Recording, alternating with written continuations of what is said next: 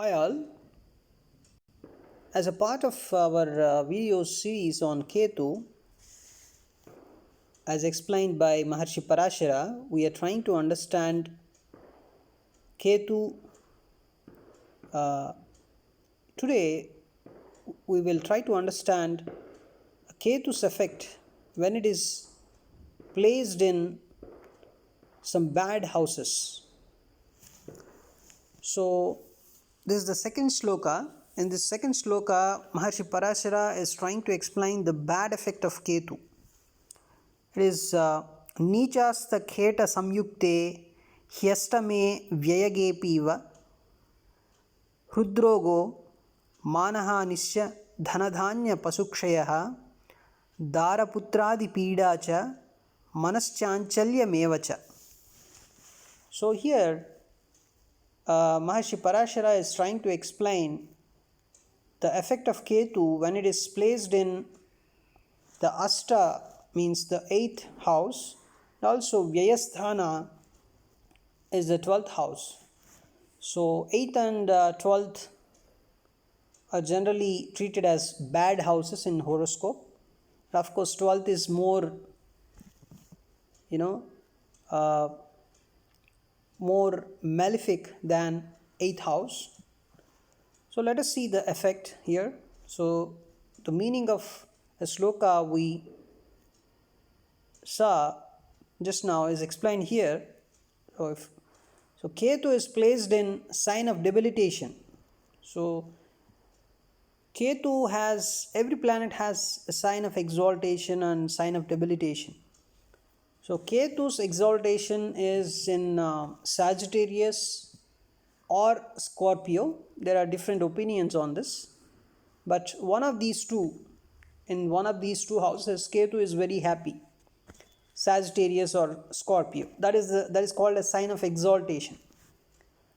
And there are signs of debilitation for Ketu. So whenever Ketu is present in those houses, Ketu is very much unhappy. He feels very bad when Ketu is placed in its debilitation sign. Right? Every planet feels bad whenever it is in its sign of debilitation, right?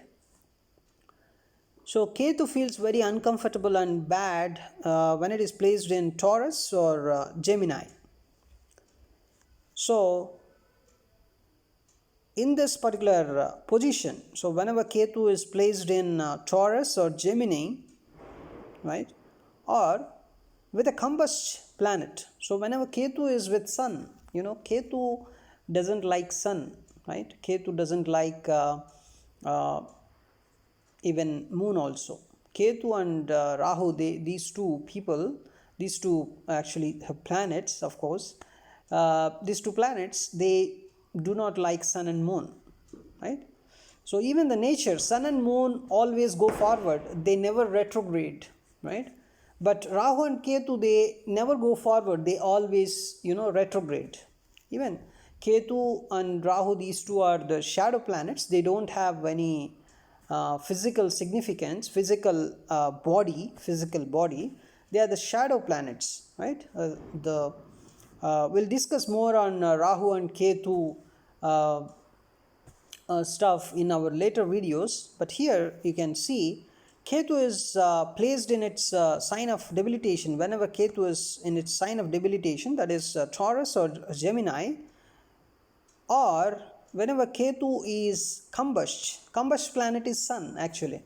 So is combustion happened completely, or only a part of combustion happened, can be seen by degrees. So if Ketu is at 10 degree, right, in some sign, and Sun is also at 10 degree, so both are in, so Ketu and Sun are in very close conjunction. So that is a complete combustion, you can say, right? If Ketu and Sun have some kind of more and more distance, let us say Ketu is at 10 degree and Sun is at 25 degree, so there is a 15 degree difference between a placement. So the Ketu is not completely combust there, right? Because Sun is at a distance of, let us say, more than 5 degree or more than 6 degree, then Ketu would not be completely combust, right? So in that case, so if Ketu is combust, right, if Ketu is associated with a combust planet like Sun, and this happens, right, this happens especially in 8th and 12th. See, Ketu is in the sign of debilitation itself. See, Gemini or Taurus, that itself is a bad placement for Ketu. And if in that sign, let us say, if Sun is also present, see how much bad. And if that particular position happen to be 8th or 12th, that is going to be the much worst, right, much worst stuff. But here all the things may not be happen, but at least if Ketu is in sign of debilitation, or Ketu is with some combust planet in 8th or 12th, right? So even Ketu in 8th or 12th is also not good. But in addition to that, if it is with a combust planet also, right, then, right, that is equivalent to Ketu debilitation, right, kind of stuff you can say. Both have equal impact. That's what Parashara is telling. So this kind of placement actually it causes hot ailment, defamation, loss of wealth or food grains, whatever, right? It's a loss of prosperity basically, right? A distress to wife and children, mental anxiety. The mental anxiety is very much important, because Ketu, whenever in Ketu Dasha, generally people are very much anxious, very much disturbed, too much disturbed. So if Ketu happen to be in this kind of placements in any horoscopes, then yes, Ketu is going to punish them severely. So if they have Ketu Dasha running, then they definitely have to recite, they definitely have to chant every day the Ketu mantra. There is a Ketu mantra that I am going to post in my next video. So they have to chant Ketu mantra every day 108 times.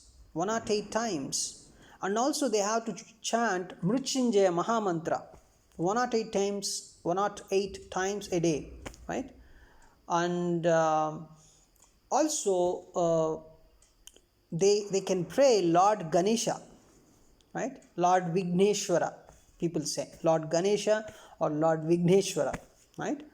So they can pray this god, or in addition to that, better they chant Ketu mantra, also they chant Mrityunjaya Mahamantra.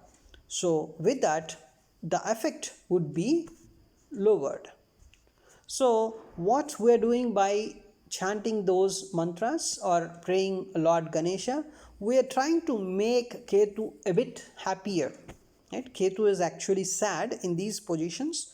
So by chanting those mantras, or by praying Lord Ganesha every day, right? Praying is not just for 1 or 2 minutes. It's continuously in your some time for at least take one Lord Ganesha mantra and chant it 108 times, right, in a day. Or at least Mahamrityunjaya mantra, or there's a Ketu mantra I'm going to post in my next video. So at least people have to do these kind of remedies, so that you're making Ketu a bit happier. So once Ketu is happier, he is not going to disturb you a lot, right? That is a concept here. So here you can also understand is Manaschanchaliya. Manaschanchaliya means this particular mental anxiety. The manas means the your heart. The manas is your heart. It is responsible for your mental emotions.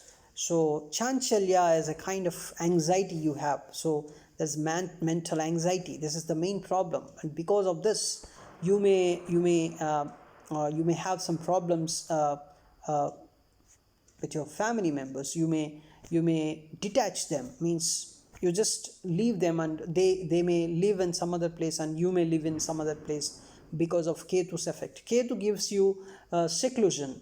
Ketu gives you detachment from your property, from your relationships, right? This is because Ketu is moksha karaka, right? So Ketu wants to teach these lessons everyone, that is nothing is permanent, right? So so in order to teach it, so Ketu is Ketu is going to detach you from all your relationships, from your mother, father, wife, children, from everyone you will be detached. And your wealth, from your wealth or means whatever property you have, you may get detached from all of them if your Ketu is in 8th or 12th position. And also if it is completely combust because of sun, that is very much bad, you can say. And also if it is in its debilitation sign, that is Taurus or Gemini, that is also a bad positioning for Ketu. So in order to avoid these hurdles, you may need to pray, you may need to chant some mantras. There's one, the Ketu mantra is one of the most famous one to make Ketu happier, and to make yourself comfortable, and to reduce your mental anxiety. So thank you. I'm going to post a Ketu mantra in my next video. Thank you.